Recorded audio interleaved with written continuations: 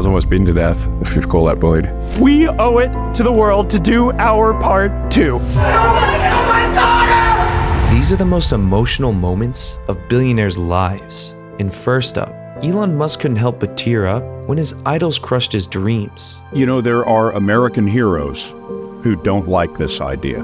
Neil Armstrong, Gene Cernan have both testified against commercial spaceflight in the way that you're developing it. Now is the time to overrule this administration's pledge to mediocrity. I was very sad to see that, because those guys are, those guys are heroes of mine, so it's really tough. I wish they would come and visit and see the hardware that we're doing here, and I think that would change their mind. They inspired you to do this, didn't they? And to see them casting stones in your direction. It's difficult. Did you expect them to cheer you on? So they're hoping they would. I would be upset if my role models hated me too, but Kanye West is his own hero, and it makes him sad to imagine a world without himself. I remember that my girlfriend called me screaming and crying. She said she was pregnant, and for 1 month and 2 months and 3 months, we talked about her not having this child. She had the pills in her hand, and if you take it, it's a wrap, the baby's gone. And I called my wife, and she said, we're gonna have this baby. She brought North into the world, even when I didn't want to. My mom saved my life. My dad wanted to abort me. There would have been no Kanye West because my dad was too busy.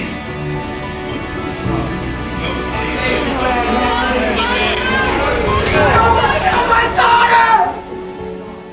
I almost killed my daughter!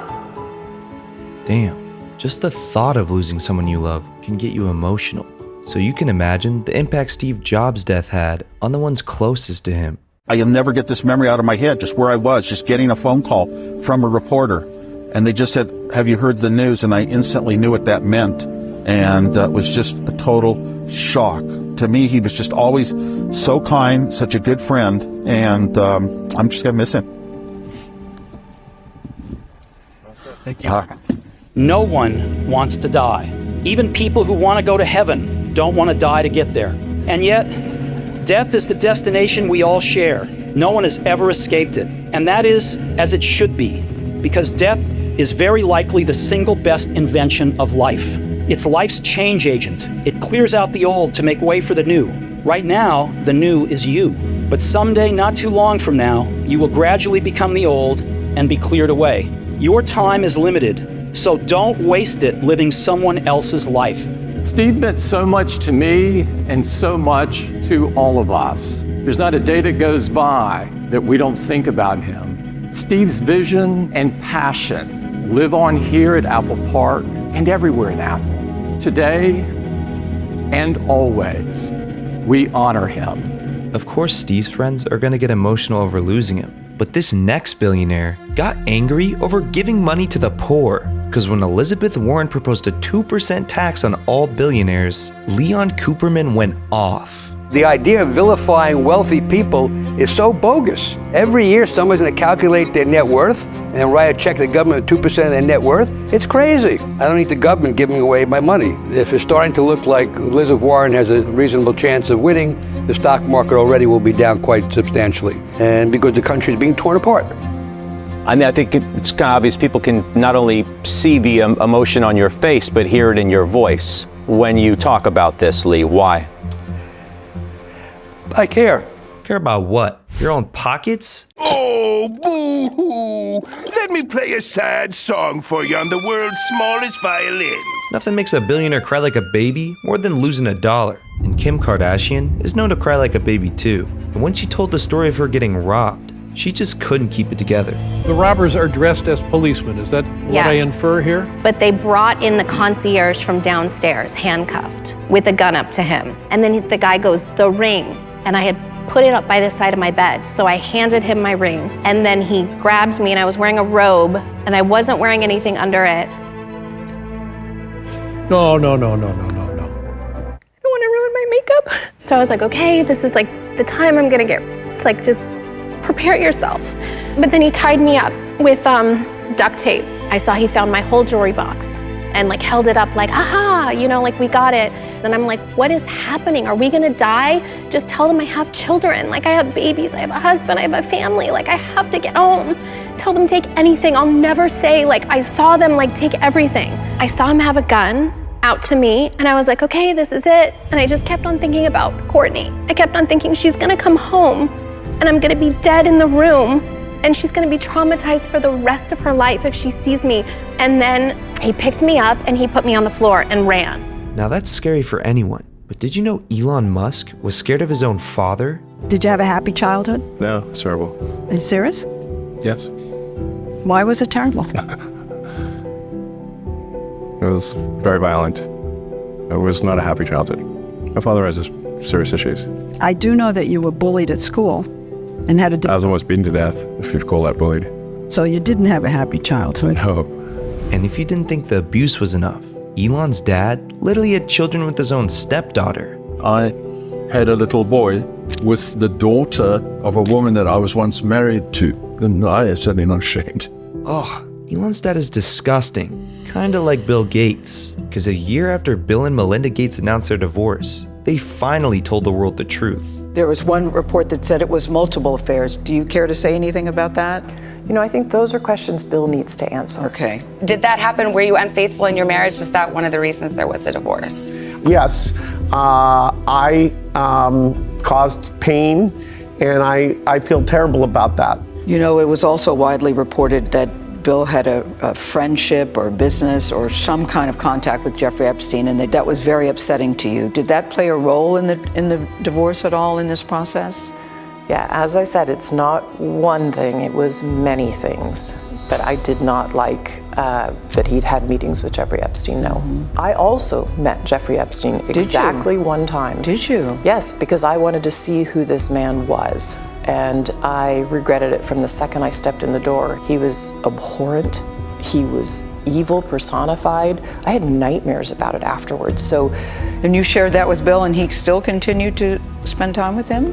Any of the questions remaining about what Bill's relationship there was, those are for Bill to answer. Okay. But I made it very clear how I felt about him. Why did you continue to meet with him? When you met him, he was already a convicted sex offender, you know, and do you regret that? You know, I'd add that to the list of big mistakes, including, you know, where Melinda's advice was sound and I should have followed it sooner than I did.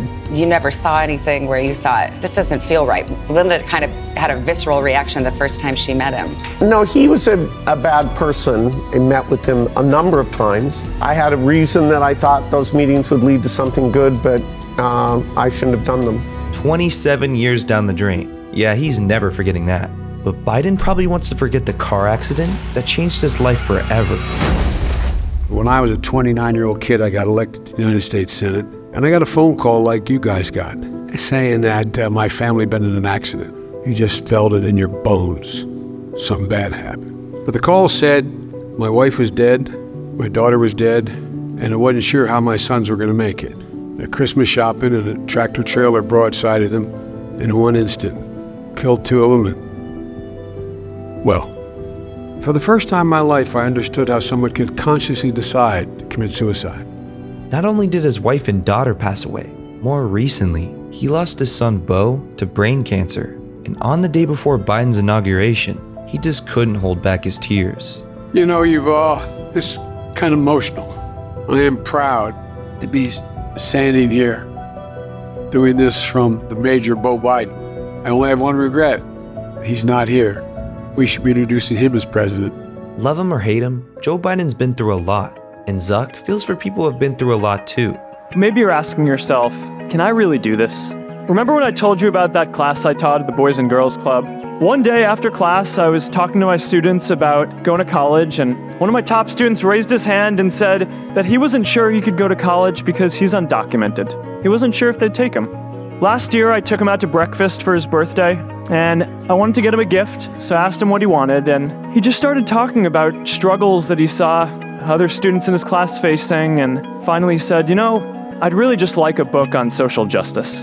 I was blown away. Here is a young guy who has every reason to be cynical.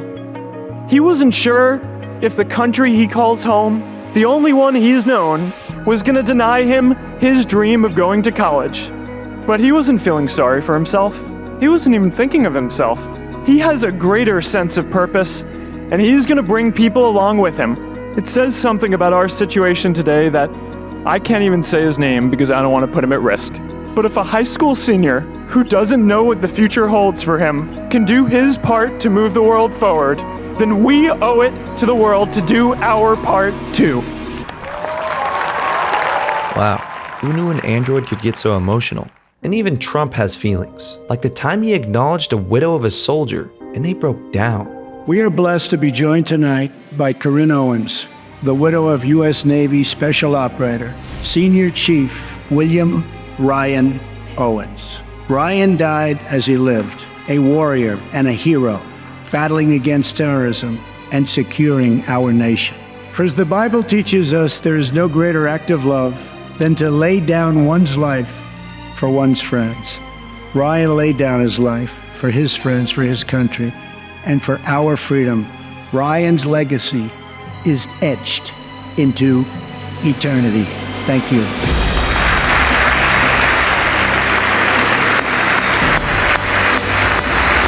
I'm so used to Trump roasting people, I forgot he could actually be sentimental.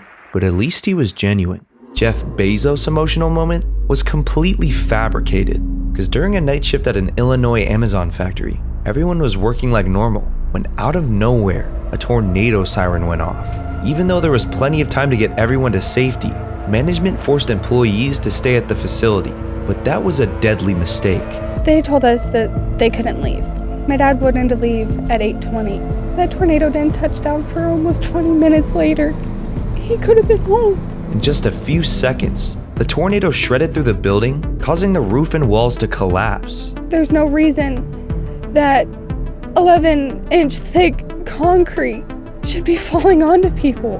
By the time first responders arrived at the scene, it was too late. Trying to save some people that are trapped in the rubble. About half of this building is destroyed. Oh, this is going to be a major incident. At this point, you'd think Jeff would address the situation, but while firefighters were digging through the rubble, he was too busy celebrating a Blue Origin space launch. It wasn't until after people got in his ass that he tweeted out he was heartbroken, and people saw right through him, saying things like, "Wow, heartfelt. What template was that in Office 365? Jeff, you really need to be saying how much you're going to give to aid those families." Let's be honest, Jeff probably cared more about his packages not being delivered than his own employees' lives. If only Amazon followed proper safety protocol, 6 people would still be here. I walked out of that building after they told me my dad was gone. I dropped to my knees and I screamed at the sky at the top of my lungs. And I said, no, my dad's coming home.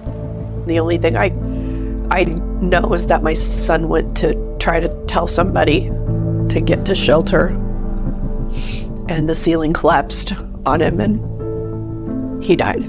He's going to be sorely missed, and it leaves a hole in our heart.